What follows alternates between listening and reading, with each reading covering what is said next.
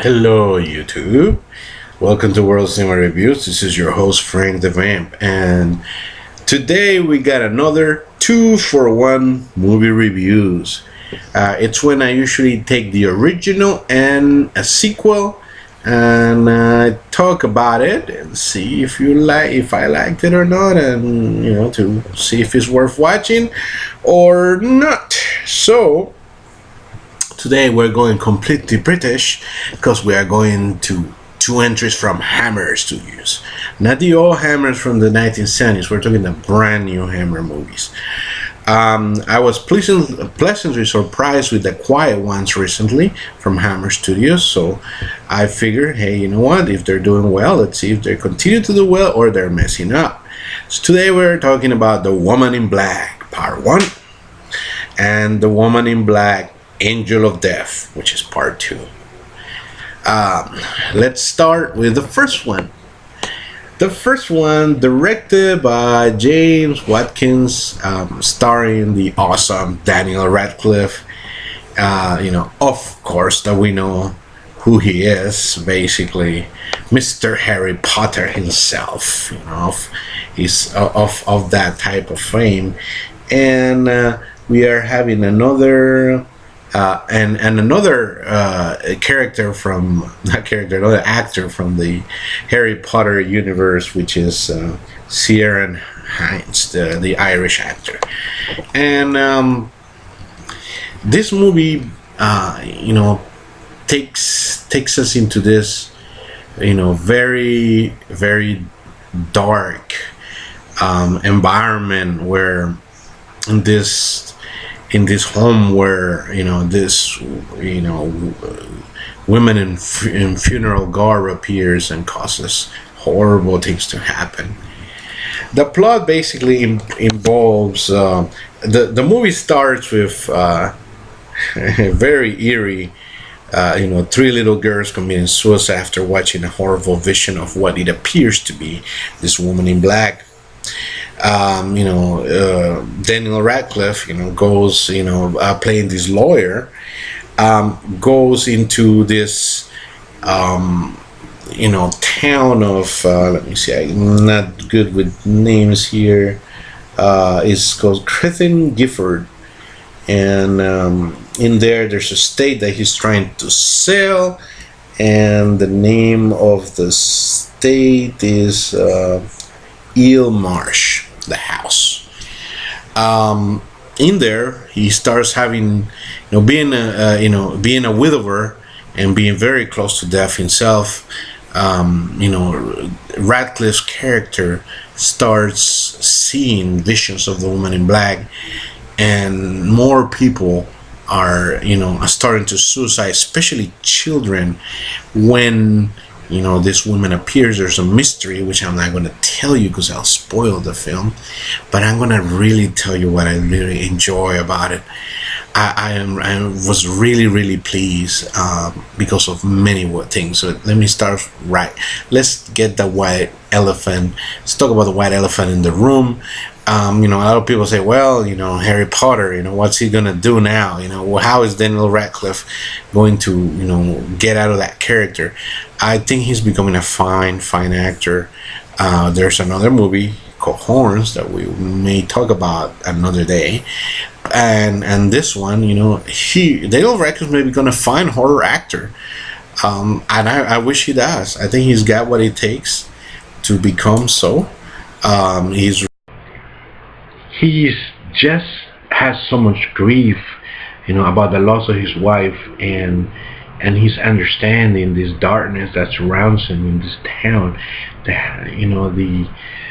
I really, really do, enjoy, the acting of him and Mr. Hinds, also, playing a wealthy homeowner there, with a wife with a troubled past.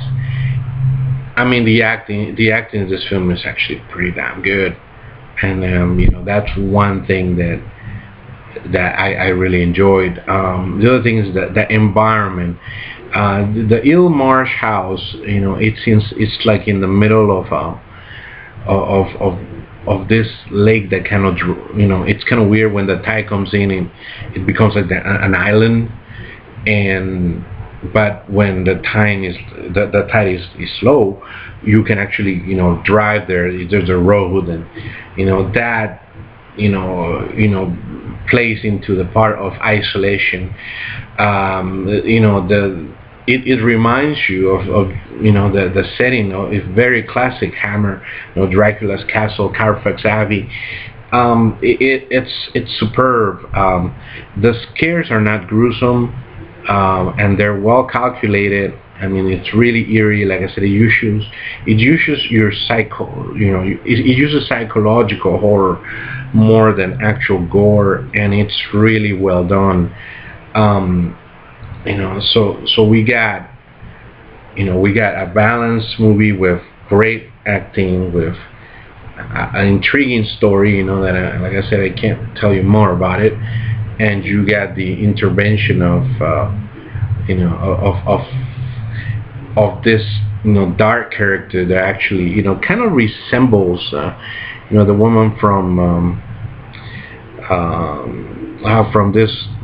this movie. I can't remember for the death of me. Oh boy, what, the James Wan movie, which I'm probably gonna have to add it, like I can't think, in Insidious, a little bit. And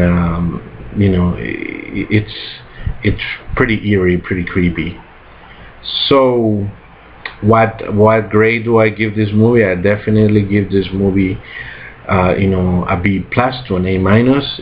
It's a really good watch. I think you should really watch the original Woman in Black. So stay tuned for the second movie. Welcome back, guys. We're here for part 2 of the Woman in Black series, which is The Woman in Black, Angel of Death. And we have a brand new director now. We have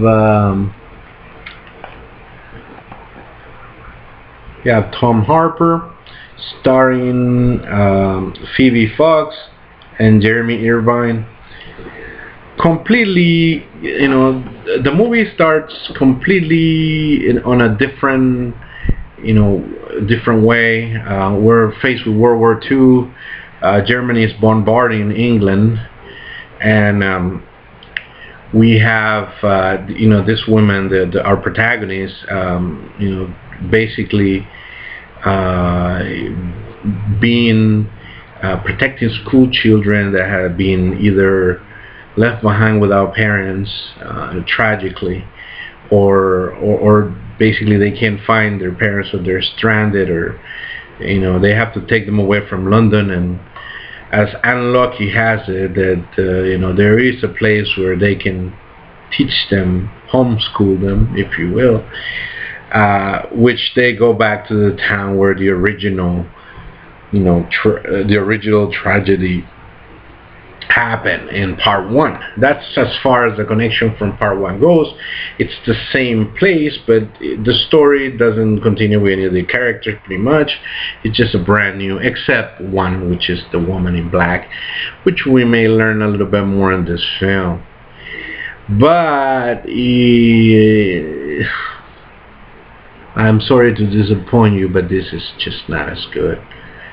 This movie should be called Jump Scare the Movie, because there's about 25 jump scares in here. Don't get me wrong, I mean, I did jump a couple of times, but it's just that if you keep jump scaring all the time, you're just gonna expect them after a while, and then you're like, all right, there you go, Woman in Black again.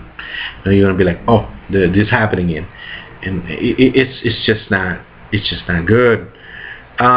This movie is full of promise. I mean, I love when I saw the the setting of World War II. I was like, oh yeah, this is gonna be one of those movies like Guillermo del Toro's the Devil's Backbone movie, which it takes place in war and it's about children and it's awesome. It's gonna be like that. Nah, it's not. The movie's extremely slow paced, and the only thing that kills the slow pacedness is the fact that, yeah, there's the women in black sometimes. Well, as we can guess, well, here's the plot. Basically, we have this woman goes there with the children. Of course, the woman in black appears and start to have some unfortunate suicides by the children, and she wants to stop it. And one particular child that she wants to truly possess him, as and drown him at the lake when it's high tide. That we talked about in part one. This is such a waste because the story was so captivating, but and there's a subplot with which I'm not going to spoil because it's a small thing, but it may turn to be big in the end, where the teacher that takes the children there, she had an experience, a tragic experience with one of her children, which makes it, makes her care even more about protecting this specific child from the wrath of the women in black. There's also this character pilot that has a brush with death, and if you're listening to this, if you're hearing me out, you see that this is all an interesting story, but you know what this movie just basically is? Exploring the freaking house and getting jump scares. Rather than developing all these characters that sound very interesting and exploring more of the women in black, more of why she's obsessed with killing the children, more of why people are dying, more of why exploring this house, which is extremely creepy, and there's that's the problem, that this movie just doesn't take advantage of that. It's a wasted opportunity. The acting is bland and nowhere near as good. So we're left to, so what's good about the movie? Some of the jump scares are scary, so genuinely. I think that also the environment's still pretty scary. I like the setting, but that's about it.